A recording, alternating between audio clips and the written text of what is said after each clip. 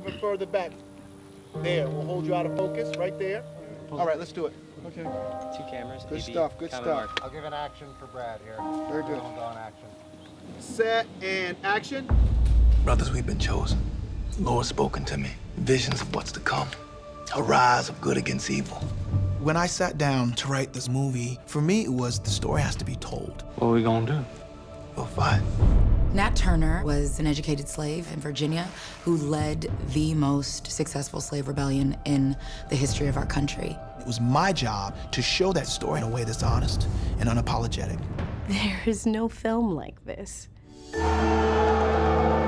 It takes a village to make a film, and we were able to put together a team that was so incredible. B marker. This is what happens when people are activated and encouraged to work at the very, very, very height of their capacity. Everyone said this is important. I love my team!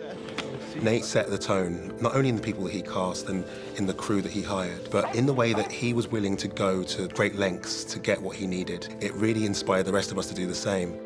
Initially, the thing that drew me to the project was Nate and his passion. He put so much effort and work into this. I mean, he put 10 years of solid effort into this movie. All right, let's do it. Be of good courage, and he shall strengthen thine heart. Wait, I say, on the Lord. It was done in 27 days. There would be nights when it would be like 3 o'clock in the morning and I could hear fatigue in Nate's voice, but he kept going and he kept pushing. For him, you could just see, I have to do this. It really is an ambitious shoot. To make this movie in 27 days is almost impossible. But there was a sense that we were working on something special. I think there was a real passion from the crew all the way through the entire cast. How you gonna say? I believed in this, and this is something I wanted to do. And, you know, in 26 years in film, I can tell you I have never worked harder in my life.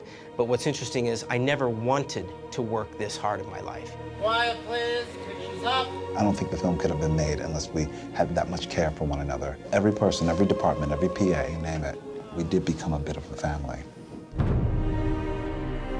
Mr. Kirkland, you are my hero. This looks remarkable, utterly remarkable. Jeffrey Kirkland, our production designer, is the reason why the film looks the way it does, in the sense of scope and scale and texture. We were told that we couldn't build slave cabins. We don't have the budget, we just can't.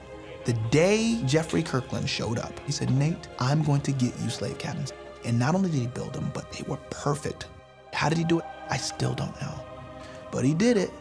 Really, we got our inspiration as much as anything from the locations. We shot in Georgia, and I think because slavery happened there, you know, those lives were lost there. You feel it in the ground. That doesn't go away.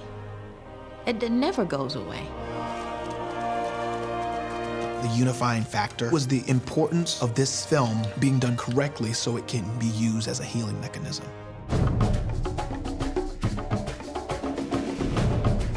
The importance of The Birth of a Nation and telling the story of Nat Turner is that we still have work to do. We can learn something from Nat Turner because he said, I'm willing to sacrifice anything that I've gained on behalf of the freedom and liberation of my people. That is something I think, for me, that was worth telling the story for. Rebel!